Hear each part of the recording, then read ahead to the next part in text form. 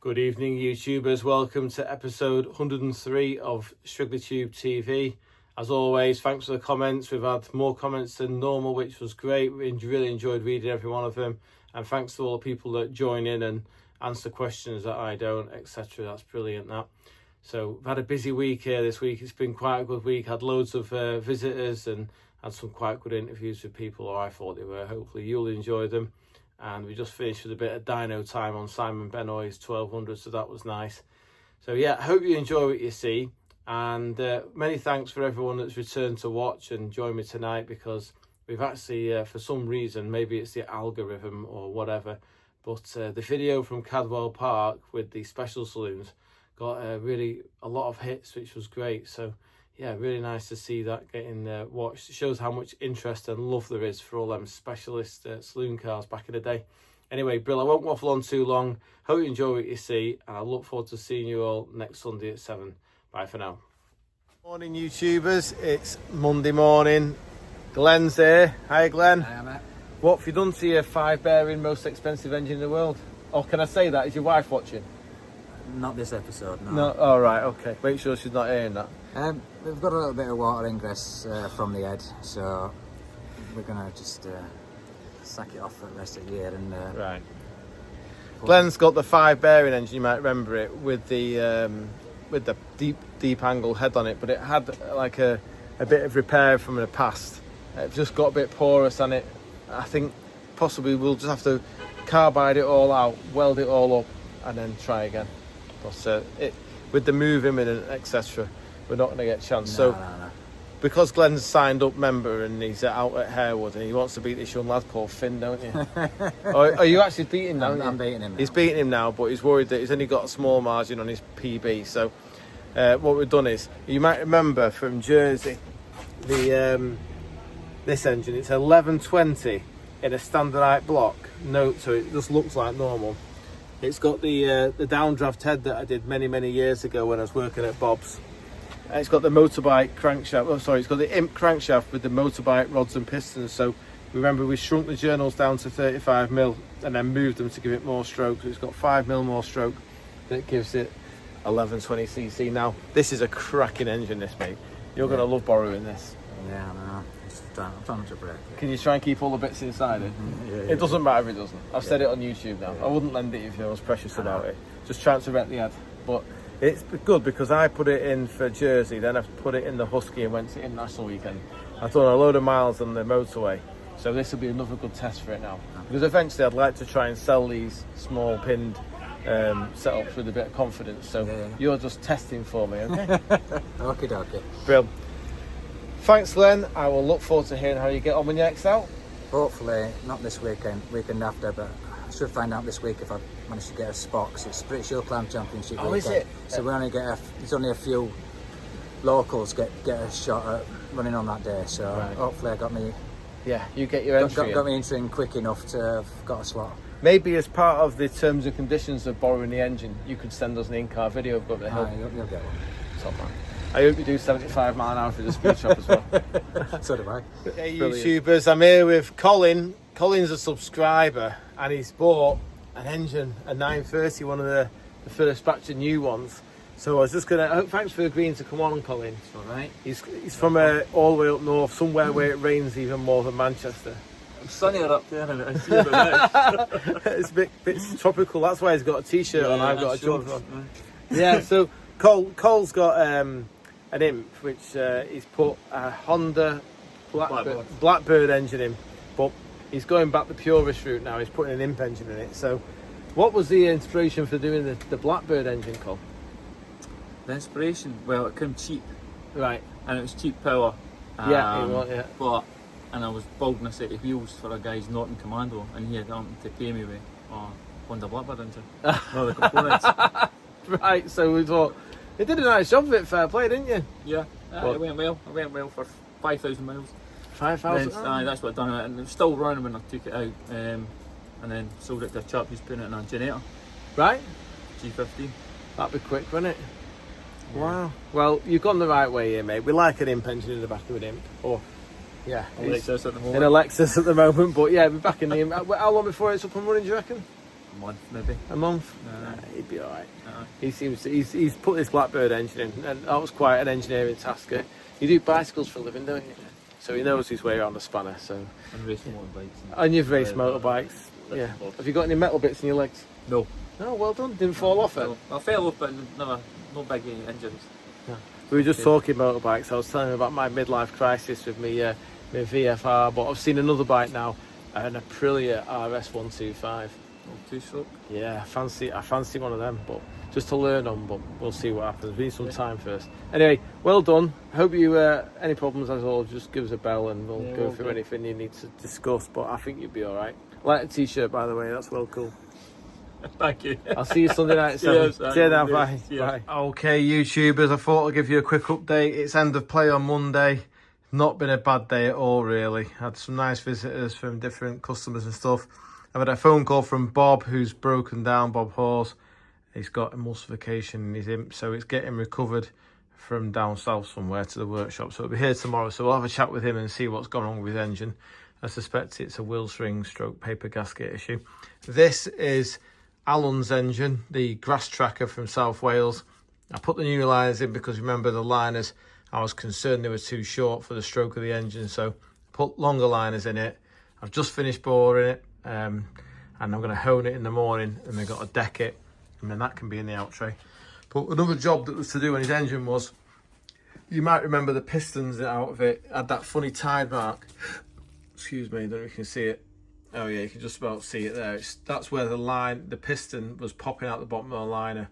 Now I don't know why it left that funny mark. I mean, imp engines do have the pistons protrude out the bottom of the liner, but on this job, I didn't like it. So I thought we'd make longer liners for it. Originally, when I built this engine quite a while back, it was a high compression lump. It was this intrusion here was another 2mm up here, and it was like 13:1. So he's had a weird issue with it where the ringland has been damaged at the top, you know, on cylinders 3 and 4. So, and only on one side. It's really strange. At first, I thought it was detonation attacking the top of the piston, but it hasn't done the top edge. So, and I look at the marks in the piston, and I can't help but think that it's contamination, you know, because it's in a grass track car. It is on 3 and 4, and only on one side, and it's on the lower side, you know, as the engine leans over. It's on the lower side. Really strange. Cylinders 1 and 2, no problem, or not as big a problem. No real problem on that one. Just cylinders 3 and 4. So I thought we'll lower the compression, make it a bit safer, because the temperature's obviously quite hard to achieve the 65 degrees max when you're running in the mud with dust, should I say, with I don't know where the radiator's mounted, maybe it's in the window or something. But anyway, what I've done is I've put the pistons in a lathe, clocked them up, I've machined the top face, and now what I've done to recover that damaged ringland, I have machined it with a little tool wider. So these rings are 1.2mm thick. The originals were 1mm, and it's just enough to clean up. So now, if we zoom in, we've got a nice clean top ringland. We recovered the pistons. Now I wouldn't have done this normally, I'd just gone put new pistons in it, but these pistons were proper forged pistons, like a grander set. So I thought the skirts all measured the same. Well, that was 73.92. The smallest one I had was 73.9. So I wasn't concerned about the pistons. They're not worn, they're just got that grief in the top ringland. So I'm pretty happy now that I've recovered them, or recover them tomorrow morning when I come in, and they can have a new set of rings on them, and they'll be good as gold, ready to go out and do some more work. So that's a good end to the day. Okay, YouTubers, it's Tuesday morning. I'm multitasking. I've got Alan's block being skimmed over there. I should have done it on Big Bertha really, but I wanted to do the pistons at the same time. Just wanted to show you something. I think this is detonation that's caused this. I'm just re-grooving the top ringland to take the wider ring. Can you see how it's wider there? Obviously it just about cleans up with the wider piston ring. But yeah, I'll try and zoom in a bit closer. It's not doing what I want on the camera, but yeah, it's just... so this side is the lower side, this is the damaged side. We'll zoom in. Can you see it there where it's just not cleaned up on the very, very edge? And yet this side, absolutely fine. Strange. Anyway, we'll carry on machining, get these all done, and then we can do a dry build. It's even a bit of a crazy way of doing things, but what I've done is I put the saddle in gear, so when I turn the machine manually, the handle turns, so it keeps a constant feed on.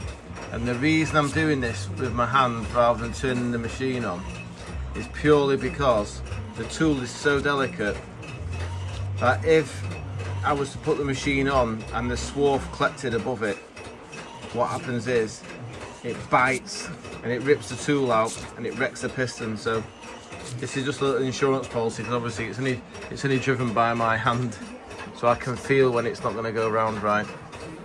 It's there's no chance of us scrapping these expensive pistons doing it this way. I wish you could see like I could see the way the groove is widened. It has to have been cylinder pressure, the knock from the detonation, that has pushed the ring and damaged the piston in that way, like a flutter. But anyway, it'll all be gone soon. We'll get new rings in and it'll be good as gold.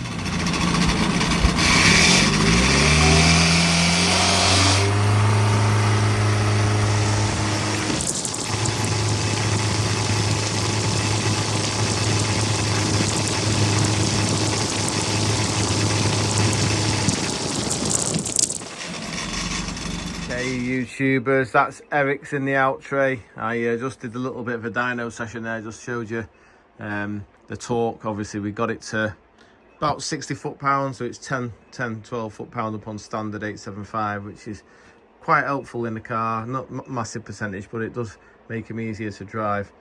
I've sorted the dipstick out, it's back on its original mount now. I just had to shorten it here because the dipstick normally on an imp is about here, so I shortened it and luckily it clears everything. Still get his pipe on there, so that's good. What's fascinated me about the whole thing is I give it a dizzy swing, which is you get it to peak torque where it's most efficient. So it's, on this engine it's about 3,300 RPM. Held it wide open throttle, put advance in, sorry, which is that way, and then retarded it, which is that way, to see what it wanted. And I found a real sweet spot, you know, where it really was happy. This is once we sorted the fueling out, so I knew the fueling was okay. And then I put a timer light on it, see what it's got max. 24 degrees at 3,000.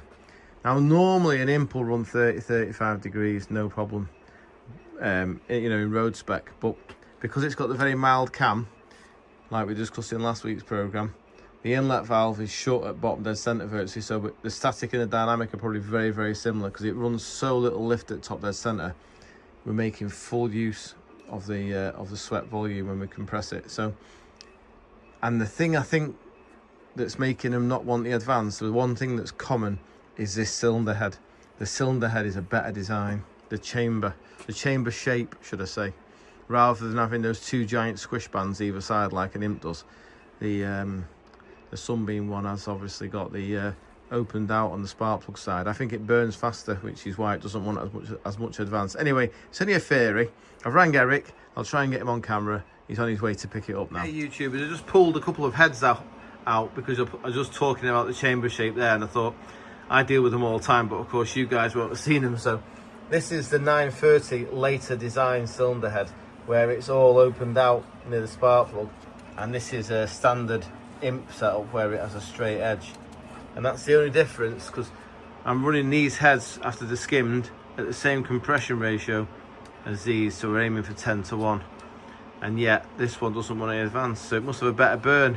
Probably quite important, the fact that the spark plug is the point of ignition there, and we've got that relief to the cylinder wall, so maybe it helps the flame front go that way. Who knows what goes on inside an engine. Video now, Eric. Right, Eric's very kindly agreed to speak to us. He's going to tell us a bit about his Husky. This is his engine. Yeah. We just run it on the dyno 5 minutes ago. It's still warm. Yeah, so, I've got the Husky at home, which is all ready for it now to put it in. I did have one back in 1970. Wow. And I should never have got rid of it. So now we've just recently got one. We did get an engine in it. but it was a bit knackered. So now we've got this brilliant engineer off Andy. You can go the whole world And with it's got that. the whole world. So we're hoping by next week it'll be on, up and running. You know where I am, see it? Yeah. He's local lad anyway. He's Yeah, got his yeah. electronic ignition there. Got it all there. I have just fitted it with the normal dizzy for now, but Yeah, we've the pointed normal it, points, keeping it simple, weren't we? But Yeah. yeah, you'll be all right. You'll be Yeah, fine. all right, It's yeah. got a few classic cars. It's got a Moggy. Yeah, I've got a Moggy convertible, 2-seater roadster with a 16-valve Toyota engine in it, and then I've got me Sounds dangerous. 1959 Morris Traveller. You probably see pictures of that on the YouTube. Traveller 1959. Yeah, that's what I've got. Quite a few engines in it in its life. We're now on a 1275 in it. I'm just leaving it like that. Running with a Type 9. Type 9 gearbox. 5-speed. 5-speed, yeah. Wow, we'll do you a 6-speed for your Husky one day. Oh How's that? right, yeah, that's the next. When- That's the next step. yeah, when we- next step. Get it when- running, and then yeah. we'll do the engine change. We've done the engine change. We'll do the gearbox change next. Top man. Yeah. Any questions, bell me. Cheers, Eric. All right, thanks very Thank much. you. Bye now.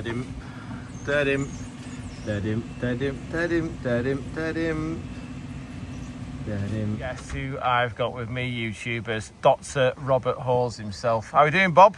I'm all right, mate. Better than James Brown. Who's James Brown? Oh, sorry, I'll disappoint you there, haven't I? What have you done to your Hillman, mate? It's burst. It's burst. Where were you? North Devon, near South Molton. Oh, so you'd gone a bit then. Yeah, Right, okay. having just got back from Ireland a couple of weeks before that. Right, okay. it was fine Yeah, in was it a good Ireland. weekend? Bloody marvellous, mate. Excellent. Now you see this character lurking over here, keeping quiet. Evening. He's lurking just in case he can sell you an MGB GT. Oh, we've just talked about push rods, so he doesn't want any of my old agricultural scrap. No, you- Agricultural. Too many moving parts, mate. Too many moving parts. There you go, and heavy parts at that, Bob. Heavy Yes, parts. Indeed. So we've just had we just got it off the recovery truck now, and I pulled the 8C lead out so it won't fire up because the sump is full of water. But I'm pleased to report it sounds like all 4 pots have got compression, so I don't think it's a wheel string issue. I think what's happened to you, Bob. Do you remember last year when we sort of did a bit of a cock-up job where we put some grey glue on the outside where the water was leaking past the gasket? Yes. The paper gasket. Well, I think it's gone between the timing chain case and allowed the water into the sump and made you some mayonnaise, because generally if the wheel string fails we get a lot of steam out of the exhaust and you can hear them on cranking. You know, one pot's not sealing properly, so it just leaks real bad, and the water upsets the rings and all that. When it was at temperature, there was no steam out of the exhaust. No, it's not a cylinder issue, this. So the worst case is you've got a leaky liner and we've got to take the whole engine apart, in which case I'm in trouble because I've got no time to fix this. The best case is we're like 4 hours in, head off, measure it, check it, wheel strings, paper gasket, back together again same day. Ring you, come and get it, and we'll see you in the new unit in October, November or something like that. For a proper rebuild. Yeah. Well, we'll relieve you of some proper money funds then. Oh, yeah, I'm sure you will. Yeah. know. This will just be pocket. This will be like Monopoly money, this. Yeah, that's right. You've got to pay for all those curries down the road with something. I don't eat them anymore, mate. I've got a bad tummy. I've got to be careful what I eat. I have to eat like salad sandwiches and stuff. I love the curry, but it doesn't love me. What's salad? Mate, I had a salad last night. Awesome. Secret to a salad is lots of onion. Is it? Yeah. No, I've never heard of salad. Got to have a bit of onion on your salad, mate. Plenty of salad cream as well. Make it unhealthy. Oh, I've got a sump full of salad cream. Yeah, we've got some mayonnaise here. Yeah. Oh, what's it like in here? Just as Oh, bad. I've not looked. Oh, yummy! Look at that. Yeah, he'll be fine. Don't worry. It's been when we did this engine. This is should have given a bit of an update really. This engine was done for Bob in Bob Jones's place, wasn't it? So it's got to be Yes. 2013. Smart. Long time ago now. Yeah, and we did it at the time. Bob had specific sort of request. Was it you wanted high torque, didn't High you? talk. So it's high compression, 998, wet liner, and I put, at the time, I had this brand new old stock Weber, which is off like a Ford Fiesta replacement, and I grafted that onto a banana type manifold, and it's got big valves as well, hasn't it? As I Yes. remember, we put big valves in it, didn't we? Yeah.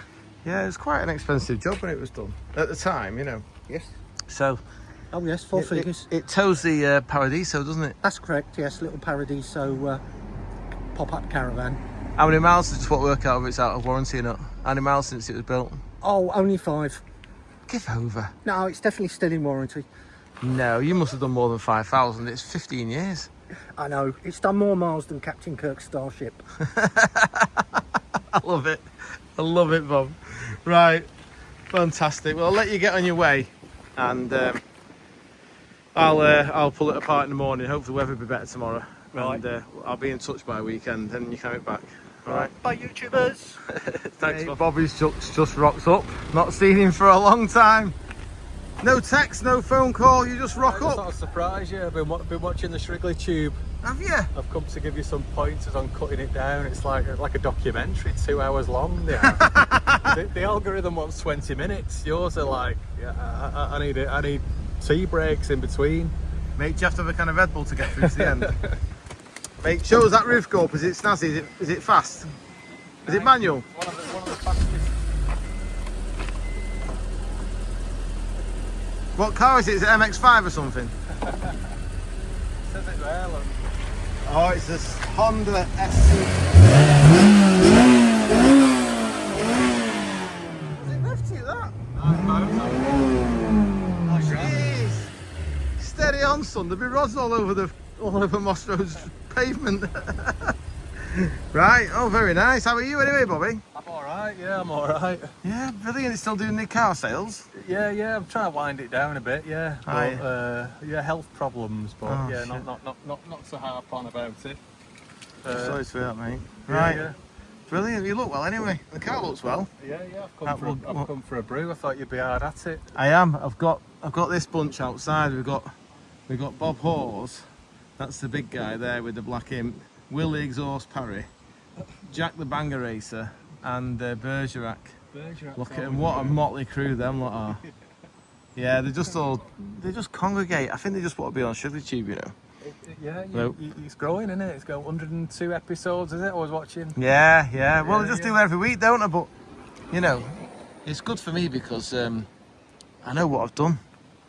If it don't make sense, I can look back and see how I did things when I've forgotten. Anyway, I've got questions on your crank grinding. Why are you grinding? Watching you cutting all the heads off these bolts and then grinding. What's all that about? it's just quicker than using the machine. You mean modifying the crank? The end of the crank. Yeah. So you put the 5 bolts in and then Yeah. cut them off and then cut it all back. Because Like, the imp flywheel only has 4 bolts, and that's out of a Talbot Sunbeam. So I'm modifying them so that when they're fitted in the engines, they're exactly the same as an imp crank. So you can just put all, because what it is I'm trying to standardise things so that everything's the same. So if you buy the engine, you put the imp flywheel on with the imp clutch and the imp release bearing, and if you need in the future a clutch or a release bearing or a flywheel, you can just replace it with the modification is in the part that doesn't go wrong in theory. Right. That's the idea anyway.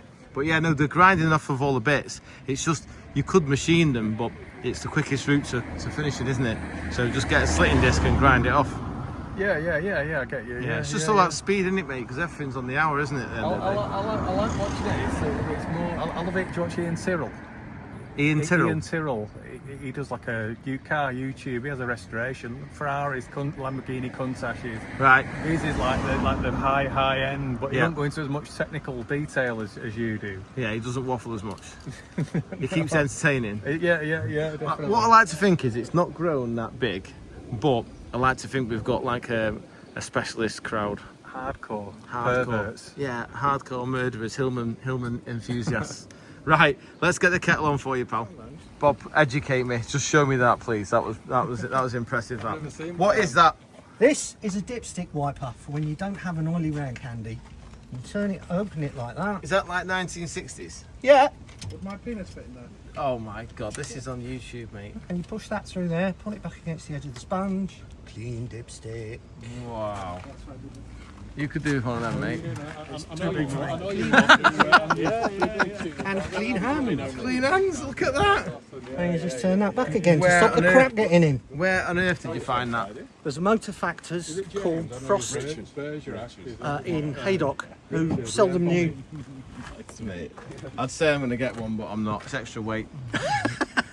Brilliant that, Bob. Right. That's the special lightweight aluminium one. I know, yeah, but no, it's just unnecessary expenditure. I'll keep... That frilly thing there is obviously a surface area. Is that an oil cooler? Like Yes. a primitive. That's called a bog brush oil cooler, Bobby. Wouldn't you get some kind of liquid squirter on that to help evaporative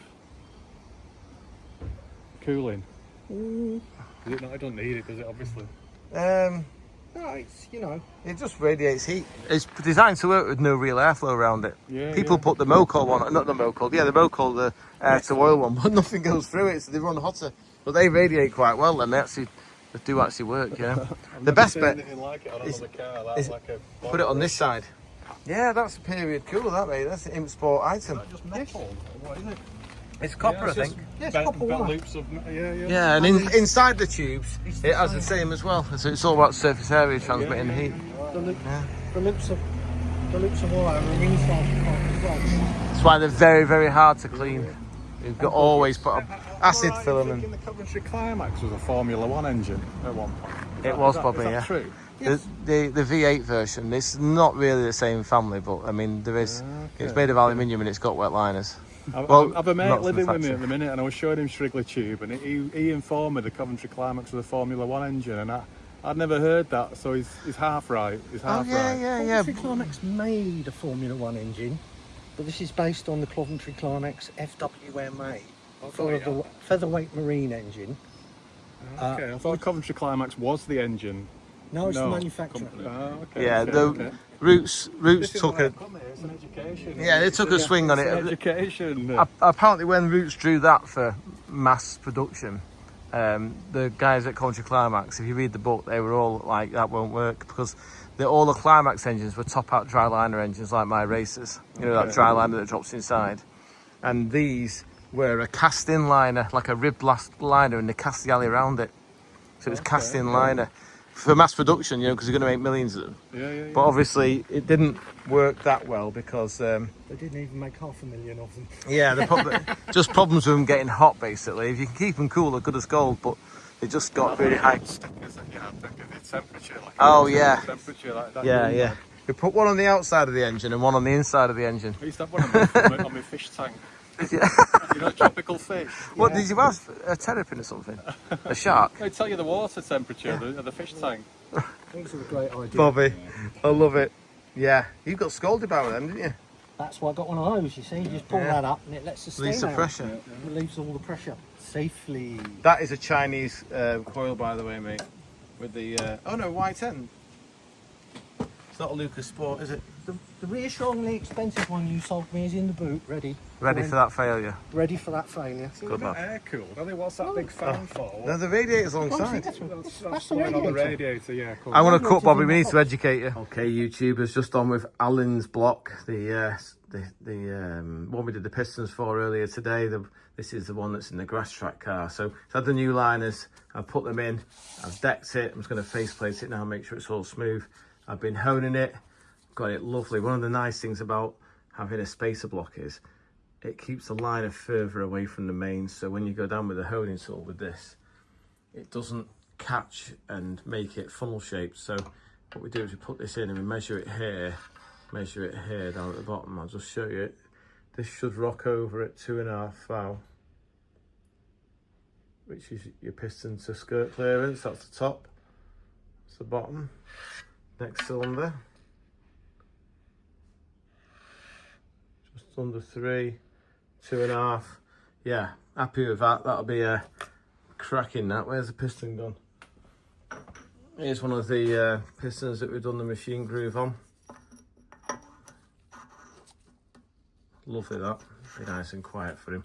Right, we'll get all this in the post because William lives in Aberystwyth and this chap is from, is it Carmarthenshire, somewhere right down South Wales. So we're going to get it as far along down south as we can for him, and then hopefully they can meet up and you can pick it up from him, because I'm not building the engine.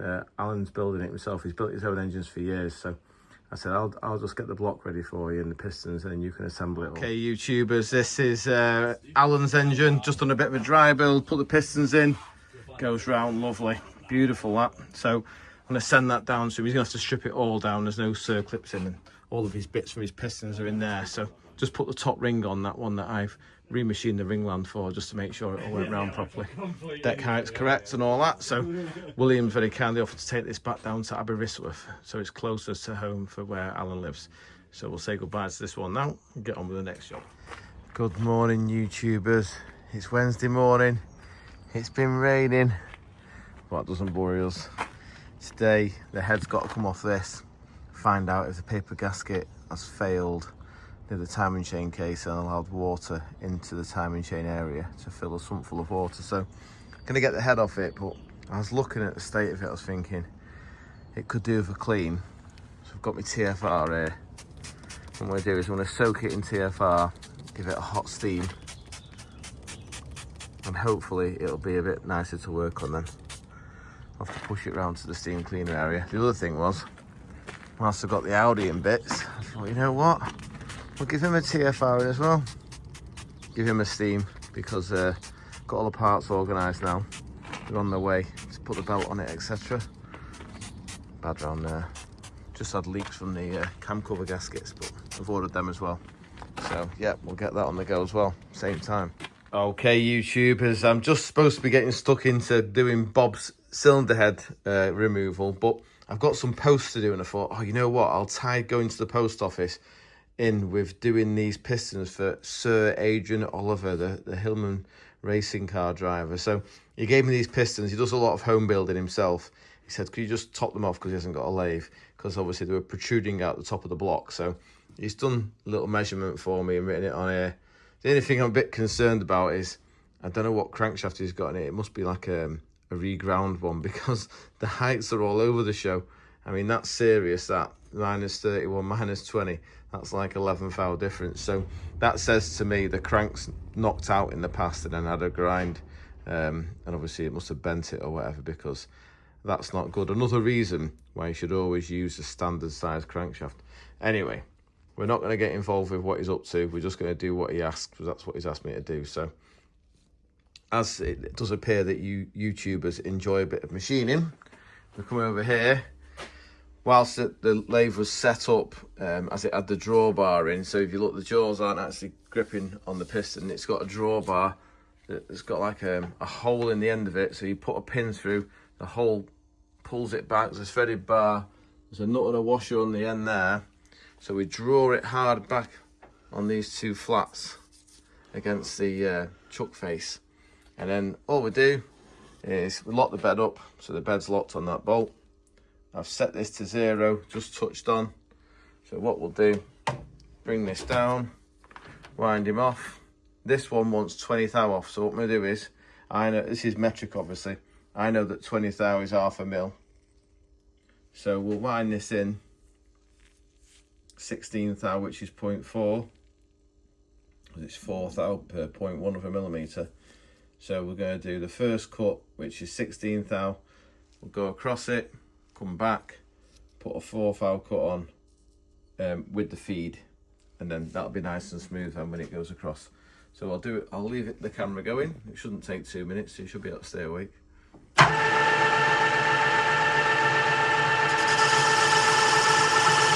This is the 16 thou, and I'm doing it with the handle quite aggressively, just to rip the material off. It's all about speed, got to get the next job on the go. Okay, we'll wind it all the way back, and what we're going to do is we're going to put the last 4 thou on, which takes us to 20. Oops. Just went past there, went past twice. It's not easy holding the camera. So get it banged on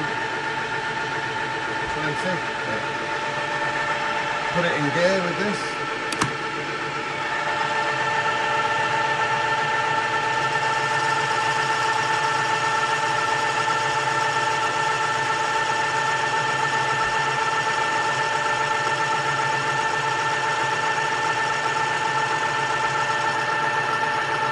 Apologies to Kit from down under.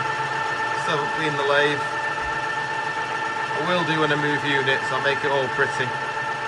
And maybe one day we'll be able to afford to pay someone to come and clean it, so I don't have to. funny because when I worked at Bob's, I always said to myself, when I get my own machine shop, I'll keep it immaculate. But unfortunately, the job's quite demanding and everyone wants everything yesterday, so I've just got to get the job out the door. I ain't got time to clean machines down. There's no grinding dust on it, it's just swell, so it shouldn't damage the bed too bad. Right, knock them out again. Look at that, beautiful. Right, we've just got to put a little chamfer on the OD and that can join the rest of them in the box. Okay, YouTubers, it's Wednesday, just before dinner. The sun's come out for me. I've just finished steaming Bob's engine off. It's a lot better now. Got rid of a lot of the crud and oil. So we're going to whiz the head off. If I find anything exciting, I will report back to you. Just drain the antifreeze out. So we'll start by taking the carbs and manifold off. Got a little jack under it. And then we'll leave them in position, hopefully. And then just slip the head out. That'll be the easiest way, I think. Okay, YouTubers, I thought I'd better do a bit of an update. I'm on my knees. It's killing me. It's getting harder and harder, this working outside job.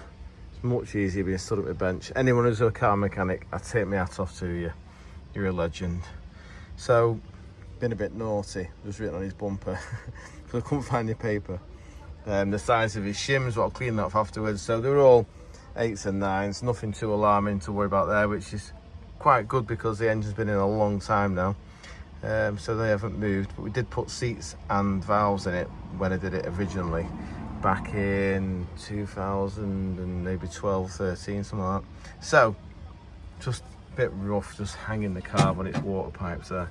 Always put a bung in there, by the way. You mess them out with washers and stuff. Anything gets in that side, we'll have a big problem when you come to start it. It's amazing how easy it is to just overlook bunging your inlet pipes when they're downhill like that. Anyway, measured the shims, that's all good. Gonna set it on top dead center, slide the timing gear off, whiz the head off, and then we'll see what we see inside. Okay, YouTubers, little update for you. The cylinder head, it has been removed now from Bob's engine. It all looks very good, to be fair. Obviously changed his air filter regular. It's not overfueling, there's no wear in the bores. It looked dry, no oil consumption. Bit rich if anything, but we have just started it up and he's obviously just drove it on the trailer and stuff like that. So it wasn't a wide open throttle situation. So, as predicted, I don't want to be too cocky, but you can see the gasket has failed at the front. It's the only place that the water can enter the timing chain chest is down the front there. Now, I would say that has blown through water pressure. Now, I don't know, it's a £7 cap that he's got on there, but that isn't the issue. I think the issue is, Bob, this is the bypass hose that runs from the back of the head, so the water pump creates pressure, sends it into the engine. If you put your heater valve at the front on cold, then and the thermostat is shut when the engine is cold, the water has nowhere to go, so it has a bypass hose that runs around the back here and into the little triangular thing here back into the pump. Now, he's got that in the off position, so that's fine as long as his water can go all go to the front. But what I think you'll find is, because of the amount of water flow we're talking about, trying to go down a 5/8 pipe, what will be happening is it will be causing cylinder pressure, coolant jacket pressure, because there's so much water from that pump. You know, it's on the motorway at 5,000 RPM, and the thermostat's constantly opening and shutting to allow the coolant in and out of the engine. When it's shut, all the water that pump's producing has got to go down that hose there, that it goes on the back of the head, and then it goes to the hot side of the heater. So yeah, I think that's what his problem is, to be honest with you. We're going to have to open that valve so he's always got a bypass in the circuit, somewhere for the water to go, basically. So we'll just have a quick look at the head. These are all his parts. Now, obviously, I'm not working the cleanest here, but there is a little bit of thought goes into it. What I do is I get a big rag and I put all the parts on a rag and then cover it over, because there's a lot of dust around outside, and with it covered in oil, it just all magnifies and just sticks to it. So keep it covered up, best chance of keeping it clean. That's the head. You can see at the front there where the gasket's pushed. Obviously, I put it together with copious amounts of grey glue, which didn't help it, but it has been a long time. So yep, just looking at the head, actually, we've gone proper to town on this. It's got 1.8 3A inlets and 1.210 exhaust. So it's like a full race head, but with a sport cam.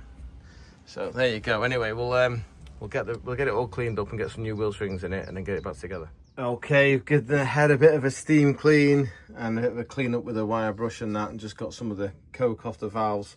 So I've measured all the wheel string grooves and they're all absolutely bob on. So he hasn't got it hot at all. These are the new wheel strings. They just drop in there. So the wheel strings are about 95 thou thick. The wheel string groove's about 60. So that's given us like a 35 thou protrusion. But this gasket is 20 thou. So that leaves 15 thou for the wheel strings to deform when we tighten the head down, and then they will seal perfectly on the top of the liner. So you can see how it all works now. This paper gasket, there's no strength in it, it's just paper, you know. What we'll do is we'll lace it all in grey glue, and then we'll let it set overnight before we put any water in it for tomorrow, and then we'll run it tomorrow, and that should hopefully give it enough time for all the grey glue to set. Will also give us a right good brake cleaner and make sure there's no traces of grease anywhere, to give the silicone the best chance of binding, because it is good when it's correct. It lasts a long time. Right, I'll get this done and then we'll get it on the head and we'll go on the engine. We'll go from there. Okay, YouTubers, quick update on Bob's Imp. It's back together. I have been taking for granted how easy it is to stand at a bench or at a machine. Getting up and down underneath this thing, knocking exhaust on and off. It's not easy, you know. It's just not easy. Anyway, it's all back together. The new wheel strings and paper gasket are on. Check the shims, all good. Just put some better washers on its exhaust so it all reaches properly. But I thought what I'd do before we gave it a serious run was to drain the mayonnaise out of it. So there's the oil filter. I've got the canister up there as well, just draining. I think what I'll do is I'll leave them overnight, because the oil cooler hopefully will drain back down all the oil out of the cooler. Give us the best chance of getting the oil nice and clean tomorrow when we run it up properly. So yeah, it's not been a bad job, but I've got to be honest, there's been something, you know, you've got something wrong with you all day, you don't know what it is. I've lost my bucket, so I've now got a toolbox, but I'm not keen on it. I need to get a bucket again to put my spanners in, so I feel at home when I'm doing the job. Anyway, we'll fire it up tomorrow properly and go for a drive. Bit of a confession, chaps. While I steamed off the Black Imp's engine, I give the Audi a steam as well. Come up really well. Look at this for a belt system.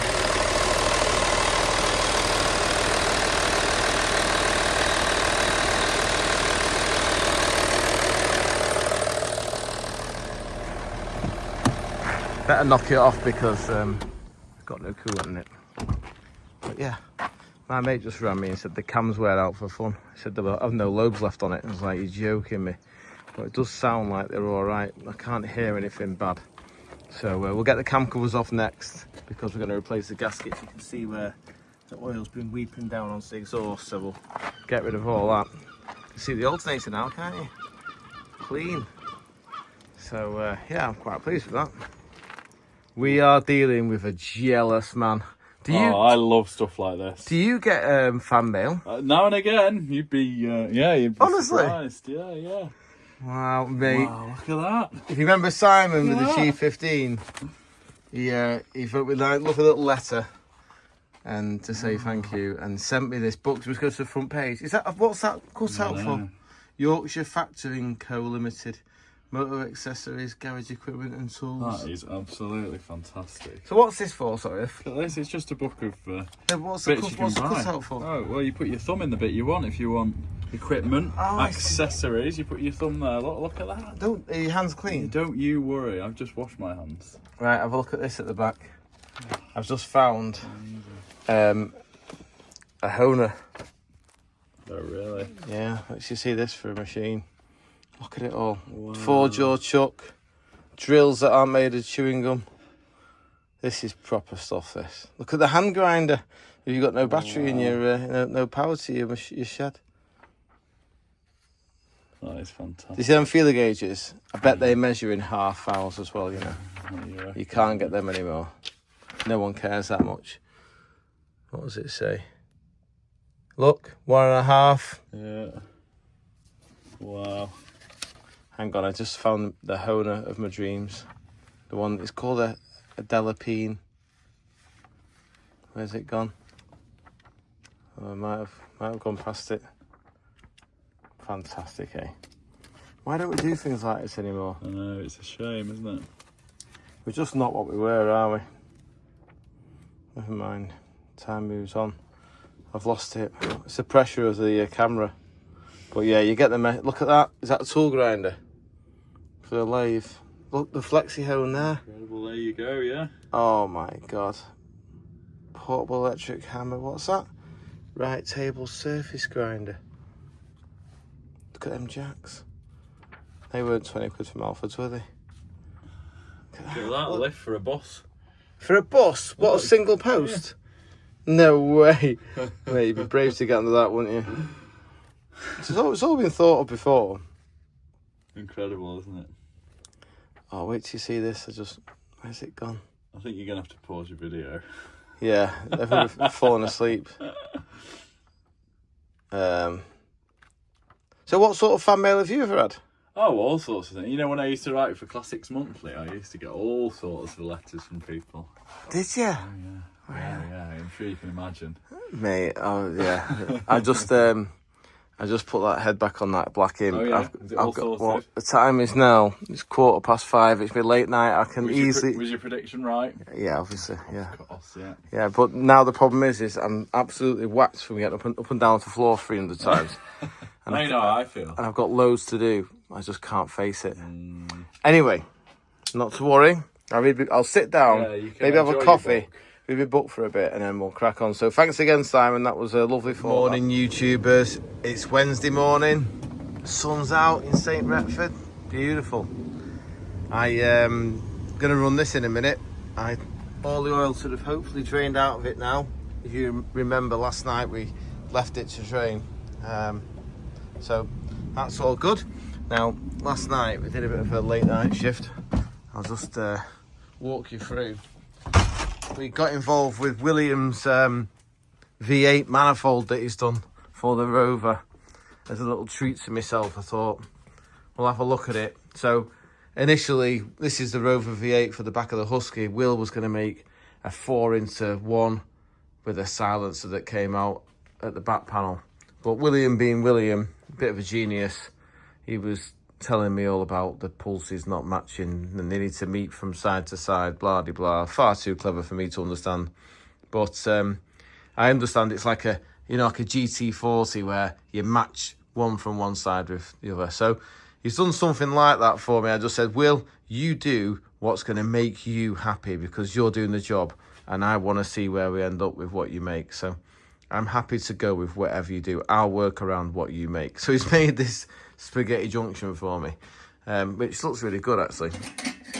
He said it should sound good, which is a good thing. So I'm really hoping that I'm going to get enough time without compromising my workload and get this in the back of the Husky for National Weekend. So the exhaust comes out here, and then we think we're going to try and pipe it back through here and then around in a silencer because I desperately don't want anything sticking out the back of the car, you know. It's all got to be within the confines of the car for it to look like a sleeper. So that was that. Got on with that. Obviously, I had to chop the sump away, my new sump, which depressed me, but it had to be done because there's no way it was going to fit otherwise. And then this morning I've come in, I did start this last night. My mate, the strong man, big Neanderthal, Matt came in and we bashed the pistons out of this block. Now, you might remember this is the Essex block that I'm offering as a kit of bits to my pal. I've got basically a full race engine that had got, we think it had a cracked liner. It was on plus 90 thou pistons that made it like 3.15 litres Ford Essex V6. So I've got some plus 60 thou pistons and I bought another engine that was seized. If you might remember, I was whacking it I whacked them down first and then I've used a hurdy-gurdy to get the high spots off and whack the pistons back out this way. So the chap who's buying it, he basically said, look, I'm going to book the ferry because he's in Jersey. So I said, right, no worries. So I've got the date, 19th of July. I thought I better do something about it. So I rang Pete, who's the bore man. I said, Pete, can we bore this block? Yep, no problem. And I was looking at the rust and I thought, you know what? I might be rather than send it to Pete and Pete have it for 2 weeks and discover it's no good, I better discover it's any good myself. So I've bought it with my Van Norman. And the only reason I'm not doing it myself is purely I haven't got time. It's easier to just pay someone else to do it at the moment with all the imp work that needs to go out. What the point of this waffle is, I've bought it, but unfortunately it's not suitable because that's the finished size before honing.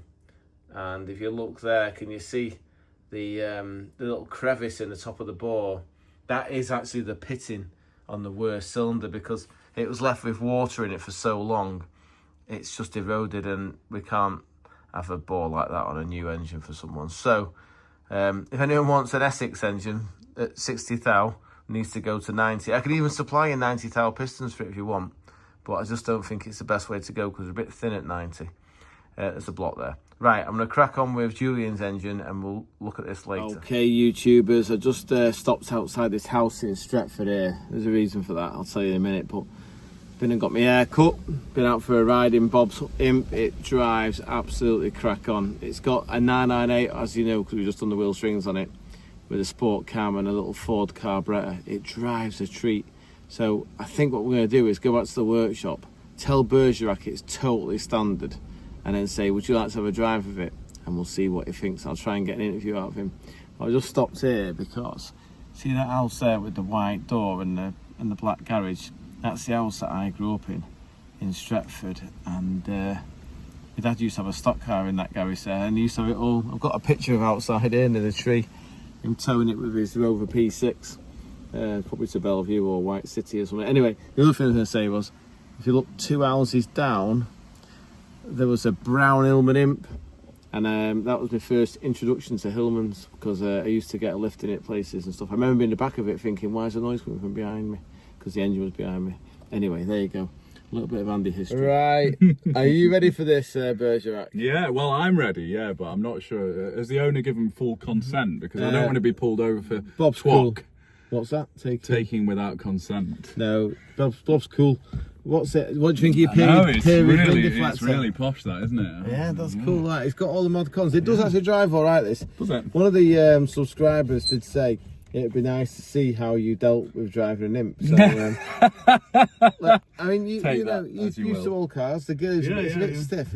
Start it up anyway. Come on. Yeah. Does it need some choke? No, it'll fire up. Oh, it's stiff. No, don't. What are you pumping it for?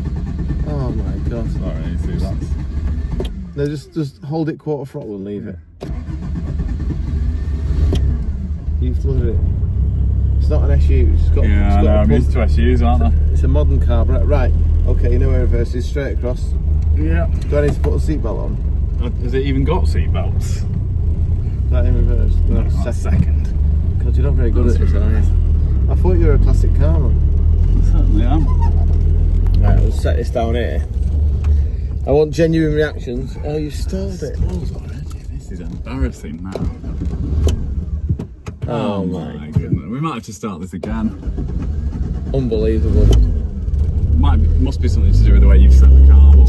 It's a racing engine, this, mate. It's not like got 3.5 ton flywheel. We're not even going to reverse now. I think we're going to have to start this again. No, this is good. This is real life. It's real life, this is real life, yeah. Right, okay, out of the gate, and then you've got like a standard H now. Right, how are you feeling? You alright? Yeah. Do you reckon? It's very smooth, isn't it? It's a lovely engine, isn't it? Yeah. What is the story of the engine? It's totally standard, this one. Oh, it does ride well, doesn't it? Yeah, it does, doesn't it? Bumps okay. Just slow down a little bit for him. Yeah, don't you? We're only doing 15 mile an hour. I hope Bob doesn't get upset with us for you going cruising in his car. I think it suits your Bergerac, you know? Do you think, yeah? I think it might suit you more. Why is that? I'm an MG man, aren't I? So. But it's, you know, variety is the spice of life, you know? Yeah. What do you think? Brakes okay? Well, we'll find out, won't we? Yeah. Press them. Yeah. Well, right, honest on it then. Canada. You're going to go right, are you? I am going to go right. Yeah, Which side's? That one. There you go. And they flick off electronically. Electronically? So yeah, there's a little sensor in the steering column. So when you finish indicating and you straighten up, it actually flicks back electronically. That was unheard of in 1963. Yeah, very posh. It's This is about as cutting edge as it got back then, mate. And it's got a Coventry Climax derived race engine. Yeah. Drives much better than the MG, doesn't it? Well, we haven't got over 20 yet, so we'll see. Is it warm? Are you warming to it? Got torque, can it, flooring? Yeah. Alright, isn't it? It's alright, yeah. No, it's not standard, it's a 998 this. It's not heavily modified, but it is modified, you know? Yeah, he said he's, what does he do? Tows a caravan with it? Yeah, he said it's legal to tow up to 460 kilograms. Wow. And he's got this thing called the Paradiso. He's obviously, when he goes to his events, he just takes his caravan with him, unhooks it, and There you go. he's away for the weekend, He isn't goes, he? yeah, So nice. he's got like a caravan. But yeah, Bob's hardcore. He's had him like, I met him when I was 13. Joined the Hillman Club. Yeah, He was a young man back then, and I was a kid, obviously. And yeah, he used to hate me. Yeah, absolutely. Oh, I was like his worst nightmare. We used to go on convoys and stuff like that when I was I heavily. can't even imagine what you were driving at that point. I had an imp, but it was Well, like yeah, but it was screwed together really badly, and everything fell off it, and it used to break down constantly. And it used to infuriate Bob because we'd be in convoy, and then I'd be like, "Oh, my wiper blades fell off," or something like that. You know, watch the speed here. We've got cameras and stuff. Don't you worry. I know you're enjoying the power from that little Climax. It's nice, isn't it? Yeah, it does. It rides better than I thought it would actually. You know what's? I've never been in an M. I've been in your Husky once, but that's a different experience. Yeah. That's just. This is quite well put together and quite well maintained to a point. Yeah. I've noticed you do a lot of smiling. I'm always smiling though, Anna. That's it, That right. doesn't tell you anything. The silent assassin, they call it. Terrible. So what do you reckon? Yeah, it's good. I'm trying to compare it to like what an 850 Mini would be like. Oh man, night and day. You can't compare it to a Mini. They haven't got. Have I triggered you? They're solid mounted, aren't they? They don't have any suspension, do they? No, this ride. Okay, maybe more like an 1100 then. Yeah, with the hydroelastic. Yeah. Them 'Cause they do ride well. 1100. I do like an A series, don't I? So. My mate had 1100, and you know what it'd do? 60 mile an hour over speed bumps. Yeah. Honestly, yeah, mate, you don't have to worry I think the about subframe fell off in the end, but before it fell off, it was so good. It did drive so well. Yeah, It was one with the posh grill in the front. Was it an MG version?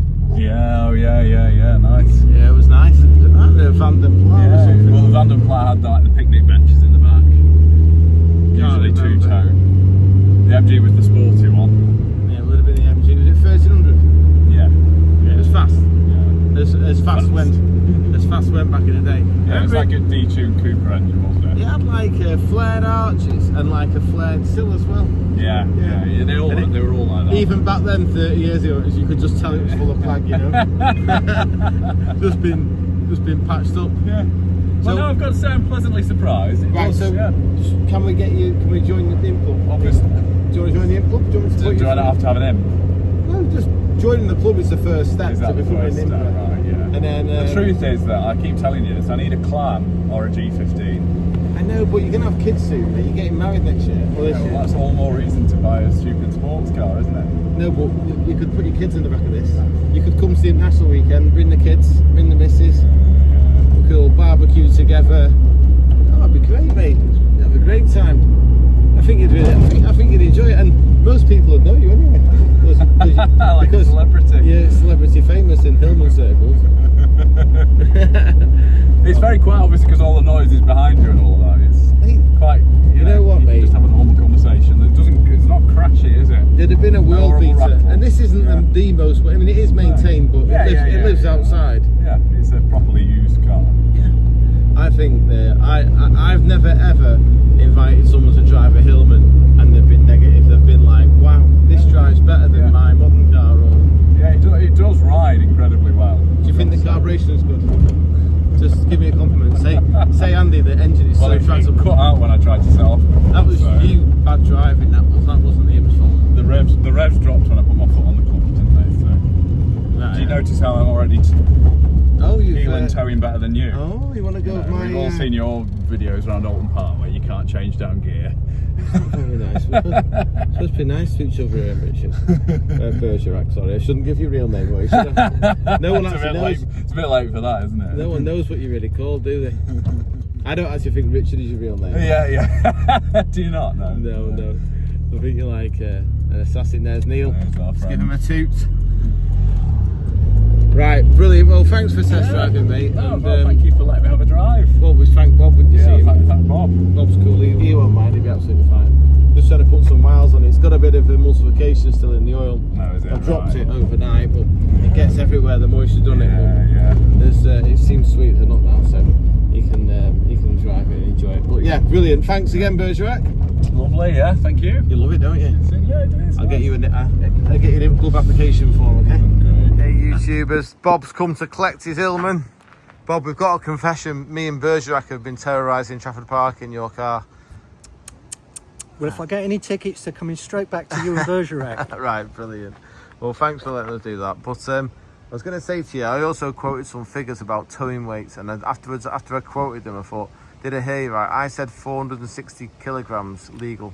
432. Oh, 432, right. 8.5 hundredweight in the old money. In the old money. Right, well, Bob, I'll let you get on your way, and I look forward to seeing you at National Weekend. Yeah, I'll be there. Brilliant, and yeah, just look after it, keep an eye on the oil level. Will and do. all the rest of it. There's a bit of emulsification still in the oil, but it will burn off.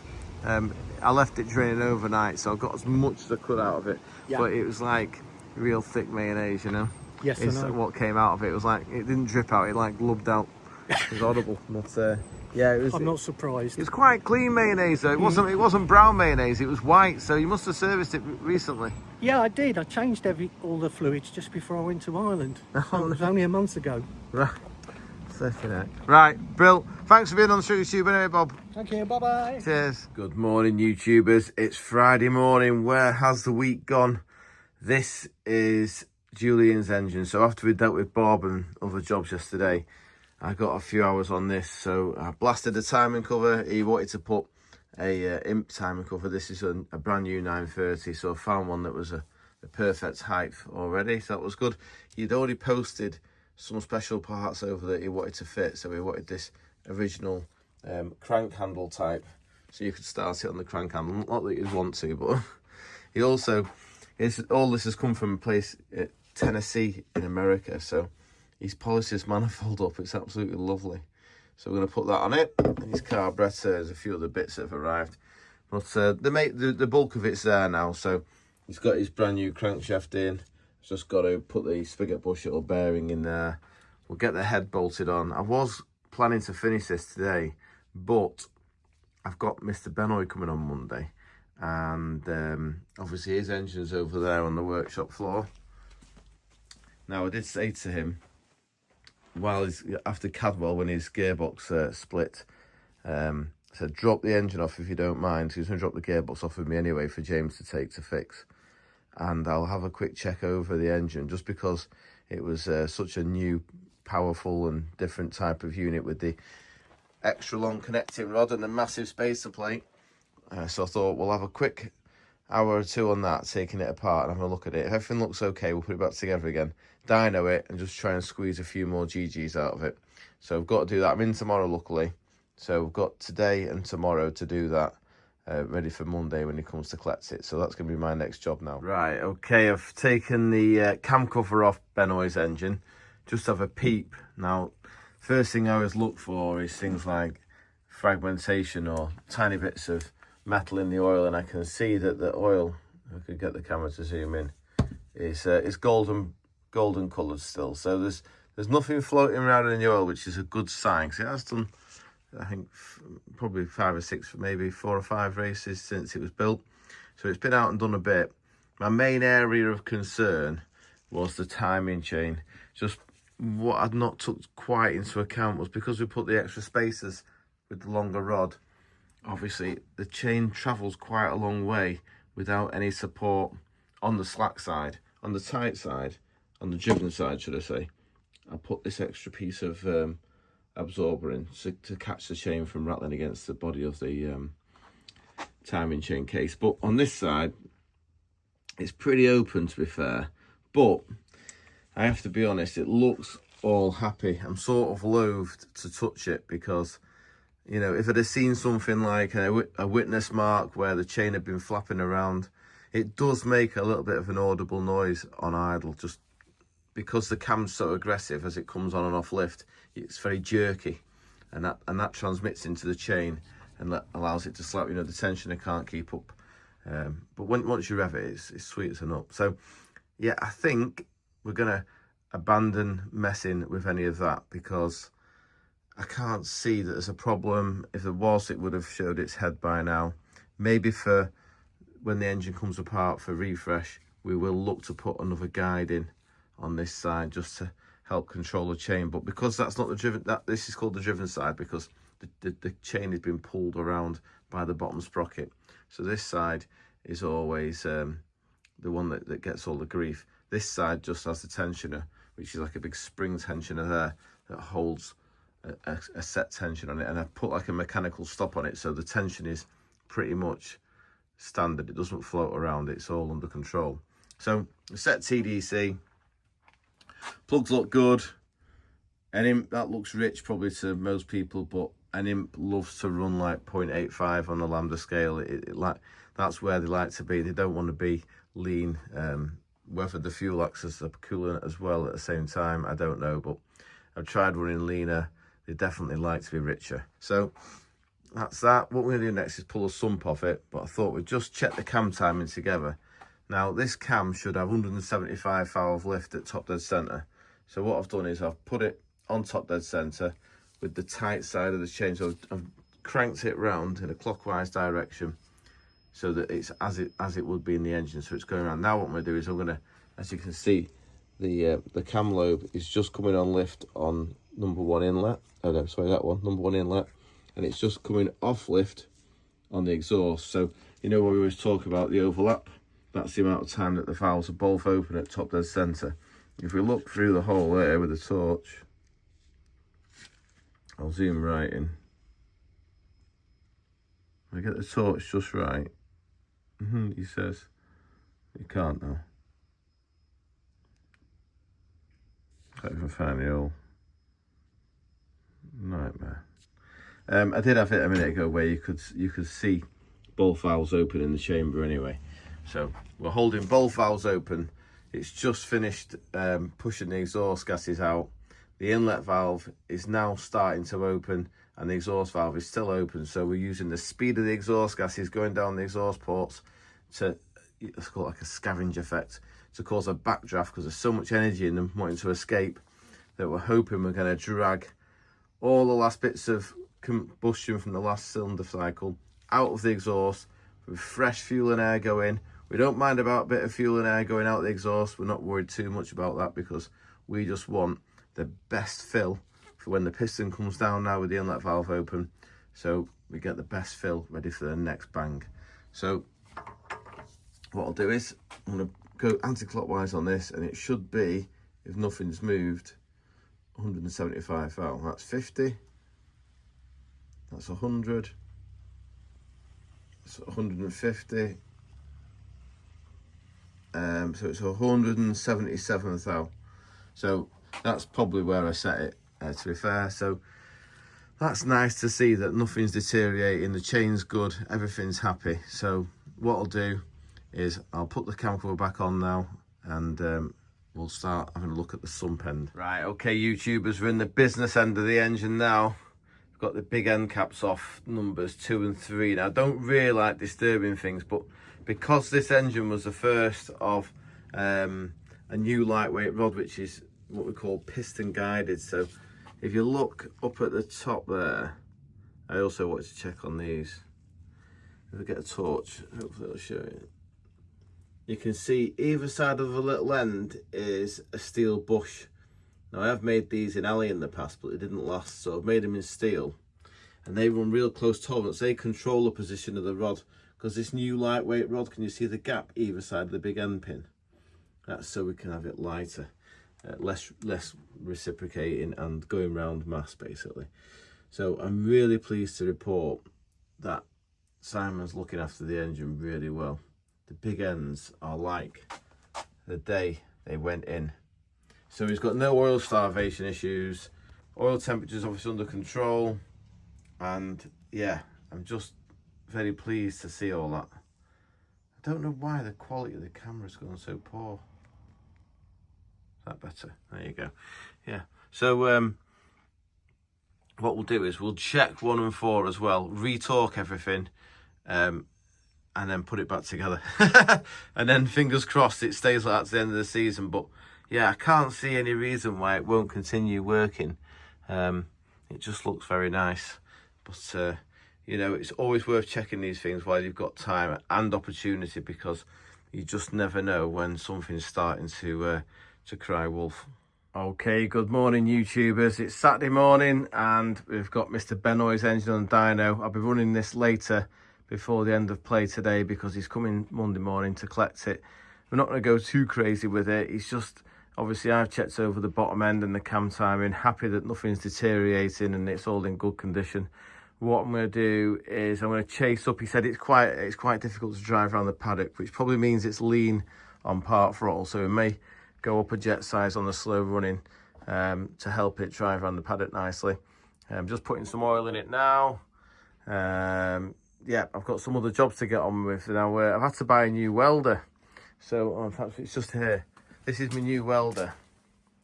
My old Pro MIG one, Sibora, it had it about 20 years. In fact, it used to belong to my friend's father, and he gave it to me, like we're talking 25 years ago. Well, unfortunately, it stopped working. So I borrowed a welder off Jack, the Bangor lad. It was a Pro MIG 160E snap-on welder. And honestly, I'm rubbish at MIG welding, but it was that good. It made my welding look good. So, just about to open all this. You see, my mate says, oh, you can get these cheaper through another company. But I've got to be honest, it was easy to buy off a snap-on man because he just does it interest-free at 30 quid a week. So thank you, Franco, for sorting out for me. So we've got a new welder, and my dad's dropped off some horrible manifold off his Jaguar that he wants the studs getting out of. So what we'll do next is we'll get the new welders rigged up, and we'll start trying to get these studs out of this exhaust manifold. Well, I was really excited about using my new toy, this welder. I'm hoping it's as good as the one I borrowed off Jack, because honestly, it was like a glue gun. It was the easiest thing to use in the world. He just pointed and squirted and it just glued the metal together. So I was excited, but unfortunately, Franco, my mate, did tell me it came with wire. But guess what, Franco? It doesn't. And also, that's the wire that I had off my old welder. Well, it doesn't fit in there, of course, because this is a small portable one. I need a small reel. So my dad had dropped these manifolds off with some snapped studs in it. Well, I tried to undo them, they were all snapped.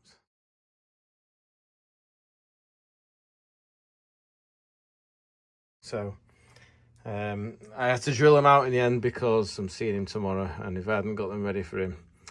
So yeah, got them done. So that's a good little job out of the way that's been hanging around doing me heading. So yeah, we'll get the welder going next week on the sump on the V8 Husky engine, and then I'll show you how good it works. And yeah, there you go, brilliant.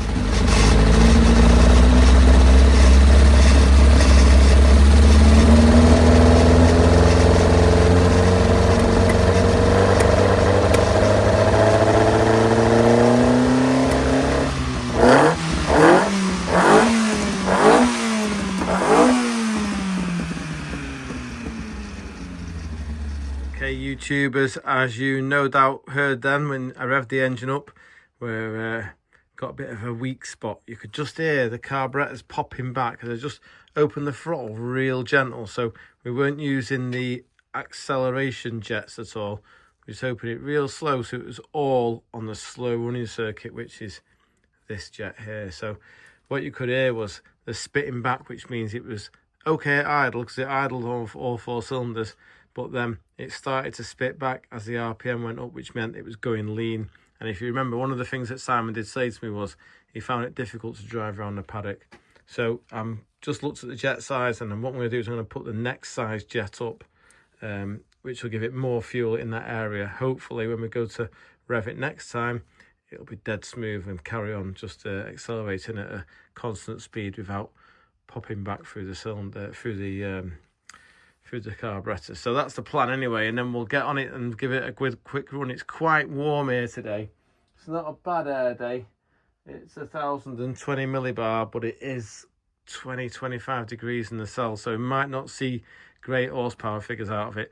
I'm not concerned about that because the engine's already been dynoed and has obviously done 4 or 5 races already, so we know it does the performance on track. We just want to make sure that everything's back to where it was before he brought it to us, so that he can go to his next meeting with a bit of confidence and put a good performance in. So I'll change these jets and then we'll start the engine up again. Okay, YouTubers, good to be back on the dyno with you. Feels like it's been an age since we've had something on the dyno. It was last Wednesday, but just feels like ages anyway.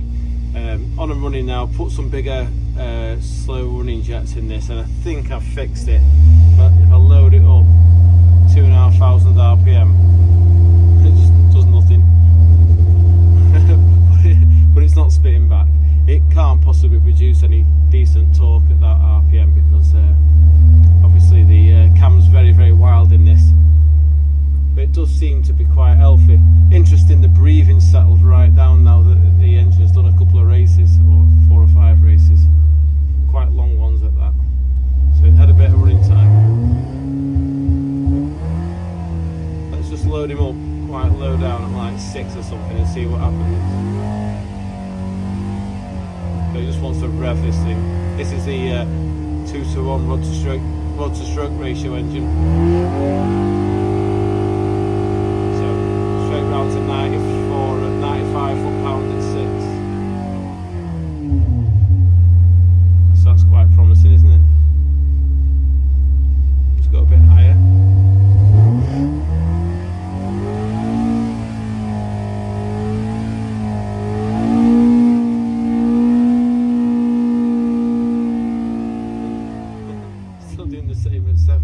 Maybe a bit more, maybe 97 foot-pound at 7. Right, let's have a plug colour look and see how she's running, and I'll return back shortly. Oh, well, that was lucky, wasn't it? There's no oil leaks. That's good because the sump penny went on at 6:30 this morning. That's good to see. It's all nice and oil dry, so really happy with the engine considering the air pressure and the temperature in the cell. I thought that torque was quite good. I'm still going to try and squeeze a bit more out of it. I just wanted to do a plug check and just make sure the colour was right. Colour looks spot on to me. Nice and brown. Very hard to get a light colour with these B9 EV race plugs. They're so receded. Such a cool plug. But anyway, I'll put them back in now. I'm going to have a little play with it and we'll join again on the dyno and see if we can get some more GGs out of this. Right, okay, YouTubers, I'm back on it. Had a bit of a fiddle with things. Don't think there's any massive gains to be had. Let's just see what it does. We go straight on to 6.5 now. Come on, get hold of it, Mr. Dyno.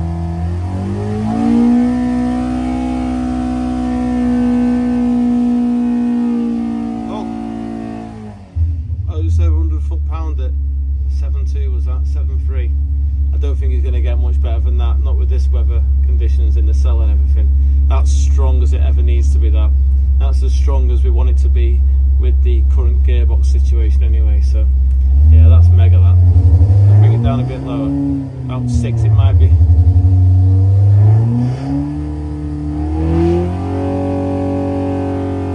It's like 5.5, it's still got 96 foot-pound. Oh, it's just mega, this thing.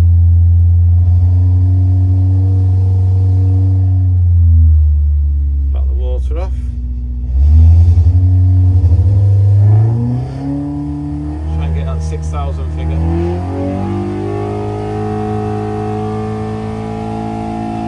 going 6.5 in it. Right. It's holding its power so nicely and doing everything so nicely. I'm just loath to mess with it. It's really weird because even though this is Simon's engine, I don't actually think of it as his engine. I think of it as my engine, and he's just borrowing it, even though he paid for it.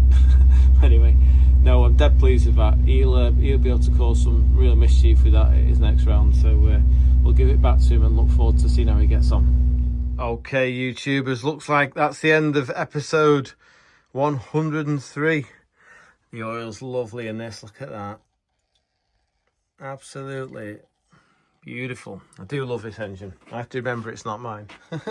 Anyway, what we're going to do now is we're going to put on some video footage of this engine in the car that Simon's very kindly sent to me from Cadwell Park. So I'm going to over and out and look forward to speaking to you all next Sunday at 7. Have a great week. Bye for now.